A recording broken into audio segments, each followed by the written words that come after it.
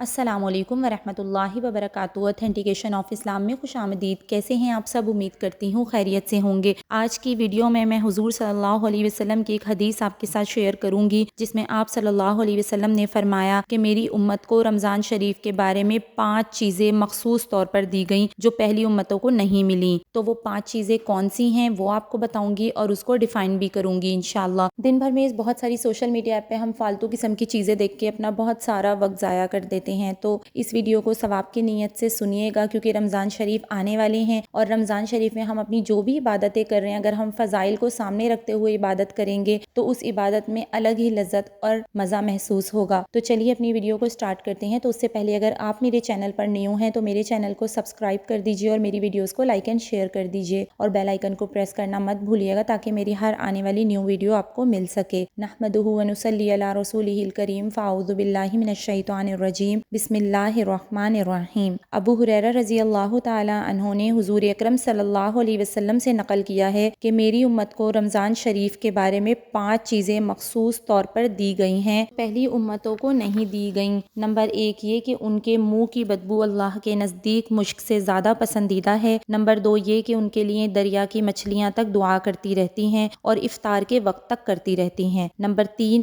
جنت ہر روز ان کے لیے آراستہ کی جاتی ہے، یعنی سجائی جاتی ہے۔ پھر حق تعالی شانہ فرماتے ہیں کہ قریب ہے کہ میرے بندے دنیا کی مشقتیں اپنے اوپر سے پھینک کر تیری طرف آئیں۔ نمبر 4 اس میں سرکش شیاطین قید کر دیے جاتے ہیں کہ وہ رمضان میں ان برائیوں کی طرف نہیں پہنچ سکتے جن کی طرف غیر رمضان میں پہنچ سکتے ہیں۔ نمبر 5 رمضان کی آخری رات میں روزہ داروں کے لیے مغفرت کی جاتی ہے۔ صحابہ رضی اللہ تعالیٰ عنہ نے عرض کیا کہ یہ شب مغفرت شب قدر ہے؟ فرمایا نہیں، بلکہ دستور یہ ہے کہ مزدور کو کام ختم ہونے کے وقت مزدوری دے دی جاتی ہے۔ تو اب میں آپ کے سامنے اس حدیث کی تشریح بیان کروں گی کہ نبی کریم صلی اللہ علیہ وسلم نے اس حدیث پاک میں 5 خصوصیتیں ارشاد فرمائی ہیں جو اس امت کے لیے حق تعالی شانہ کی طرف سے مخصوص انعام ہوئی ہیں اور پہلی امت کے روزے داروں کو مرحمت نہیں ہوئی۔ کاش ہمیں اس نعمت کی قدر ہوتی اور ان خصوصی عطا کے حصول کی ہم کوشش کرتے۔ پہلی چیز کیا بیان کی گئی اس حدیث میں؟ یہ کہ روزے دار کے منہ کی بدبو جو بھوک کی حالت میں پیدا ہو جاتی ہے، حق تعالی شانہ کے نزدیک مشک سے بھی زیادہ پسندیدہ ہے۔ منہ کی بدبو والی حدیث میں ایک مسئلہ آپ کو بتاتی چلوں کہ بعض ائمہ جو ہیں وہ روزے دار کو شام کے وقت مسواک کرنے سے منع کرتے ہیں۔ ائمہ مطلب جیسے امام احمد بن حنبل ہیں، امام شافعی ہیں، یعنی حنبلی مذہب والے، شافعی مذہب والے، یا جو امام ابو مالک کو مانتے ہیں وہ، تو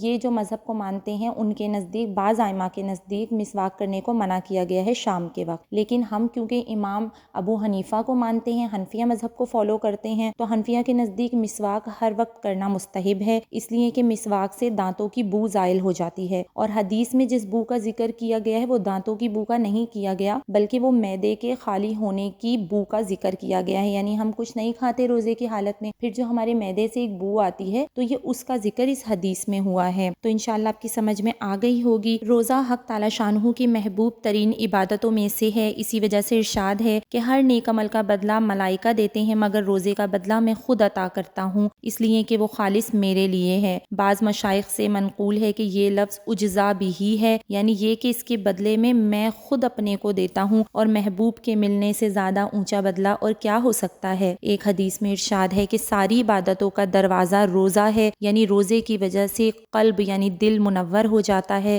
روشن ہو جاتا ہے، جس کی وجہ سے ہر عبادت کی رغبت پیدا ہوتی ہے، مگر جب ہے کہ روزہ روزہ ہی ہو، صرف بھوکا رہنا اس سے مراد نہیں ہے۔ اب دوسری اس حدیث میں جو خصوصیت بتائی گئی وہ یہ کہ روزے دار کے لیے دریا کی مچھلیاں دعا کرتی رہتی ہیں۔ تو دوسری خصوصیت مچھلیوں کے استغفار کرنے کی ہے، اس سے مقصود کثرت سے دعا کرنے والوں کا بیان ہے۔ بعض روایات میں ہے کہ ملائکہ اس کے لیے استغفار کرتے ہیں۔ مچھلیوں کی خصوصیت بظاہر اس وجہ سے ہے کہ اللہ جل شانہ کا ارشاد ہے کہ ان الذین آمنوا وعملوا الصالحات سیجعل لهم الرحمن ودا، کہ جو لوگ ایمان لائے اور اچھے اعمال کیے حق تعالی شانہ ان کے لیے دنیا ہی میں محبوبیت فرما دیں گے۔ اور حدیث پاک میں ارشاد ہے کہ جب حق تعالی شانہ کسی بندے سے محبت فرماتے ہیں تو جبریل علیہ السلام سے ارشاد فرماتے ہیں کہ مجھے فلاں شخص سے محبت ہے، تم بھی اس سے محبت کرو۔ وہ خود محبت کرنے لگتے ہیں اور آسمان پر آواز دیتے ہیں کہ فلاں بندہ اللہ کا پسندیدہ ہے، تم سب اس سے محبت کرو، تو آسمان والے بھی اس سے محبت کرتے ہیں اور پھر اس کے لیے زمین پر قبولیت رکھ دی جاتی ہے۔ اور عام قاعدے کی بات ہے کہ ہر شخص کی محبت اس کے پاس رہنے والوں کو ہوتی ہے، لیکن اس کی محبت اتنی عام ہوتی ہے کہ آس پاس رہنے والوں کو ہی نہیں بلکہ دریا کے رہنے والے جانوروں کو بھی اس سے محبت ہوتی ہے کہ وہ بھی اس کے لیے دعائیں مغفرت کرتے ہیں۔ سبحان اللہ۔ تیسری خصوصیت یہ بتائی گئی کہ روزے دار کے لیے جنت کو آراستہ کیا جاتا ہے، تو اس کے بارے میں آتا ہے کہ سال کے شروع ہی سے رمضان کے لیے جنت کو آراستہ کیا جانا شروع ہو جاتا ہے۔ تو قاعدے کی بات یہ ہے کہ جس شخص کے آنے کا جتنا اہتمام ہوتا ہے، جس سے ہمیں جتنی محبت ہوتی ہے یا جس کے آنے سے ہمیں جتنی خوشی ہوتی ہے، ہم اس کے لیے اتنی ہی تیاریاں بھی کرتے ہیں۔ تو جیسے شادی وغیرہ میں ہم کتنے خوش ہوتے ہیں، کسی کی شادی ہو تو شادی کی تیاریاں ایک سال پہلے سے ہی شروع ہو جاتی ہیں، تو سیم اسی طرح روزے دار کے لیے بھی جنت کو سجایا جاتا ہے۔ چوتھی خصوصیت یہ بتائی گئی کہ سرکش شیاطین کو قید کر دیا جاتا ہے، جس کی وجہ سے گناہوں کا زور کم ہو جاتا ہے۔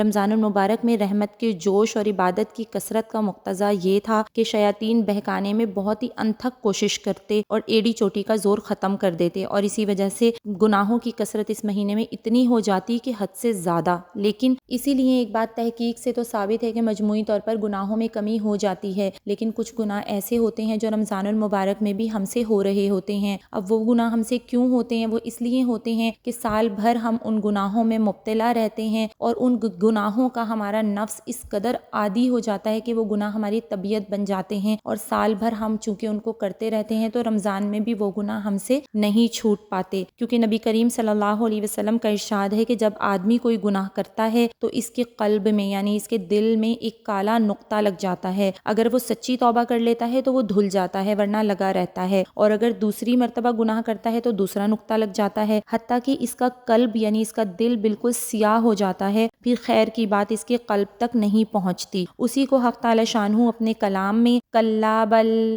ران علی قلوبہم سے ارشاد فرمایا کہ ان کے قلوب زنگ آلود ہو گئے ہیں۔ ایسی صورت میں وہ قلوب ان گناہوں کی طرف خود متوجہ ہوتے ہیں۔ یہی وجہ ہے کہ بہت سے لوگ ایک طرح کے گناہ کو بے تکلف کر لیتے ہیں، لیکن اسی جیسا جب کوئی دوسرا گناہ سامنے ہوتا ہے تو قلب اس سے انکار کرتا ہے۔ مثلا جو لوگ شراب پیتے ہیں، ان کو اگر یہ کہا جائے کہ سور کھا لو تو وہ طبیعت میں ان کی نفرت پیدا ہوگی، حالانکہ گناہ دونوں کے برابر ہیں، شراب بھی حرام ہے اور سور کا گوشت بھی حرام۔ تو اسی طرح جب کہ غیر رمضان میں وہ ان گناہوں کو کرتے رہتے ہیں تو دل ان کے ساتھ رنگے جاتے ہیں، جس کی وجہ سے رمضان المبارک میں بھی ان کے سرزد ہونے کے لیے شیاطین کی ضرورت نہیں رہتی۔ پانچویں خصوصیت جو اس حدیث میں بیان کی گئی وہ یہ ہے کہ رمضان المبارک کی آخری رات میں سب روزے داروں کی مغفرت کر دی جاتی ہے۔ رمضان المبارک کی راتوں میں شب قدر سب سے افضل رات ہے، اس لیے صحابہ اکرام رضی اللہ تعالیٰ عنہ نے خیال فرمایا کہ اتنی بڑی فضیلت اسی رات کے لیے ہو سکتی ہے، مگر حضور صلی اللہ علیہ وسلم نے ارشاد فرمایا کہ اس کے فضائل مستقل ایک علیحدہ چیز ہیں، یہ انعام تو ختم رمضان کا ہے، یعنی رمضان کے پورے مہینے میں فضائل اور برکات کا ظہور ہوتا رہتا ہے۔ تو اللہ کی رحمت حاصل کرنے کے لیے اور اللہ سے مغفرت چاہنے کے لیے ابھی سے اپنے آپ کو رمضان کے لیے تیار کرنا شروع کر دیجئے، ابھی سے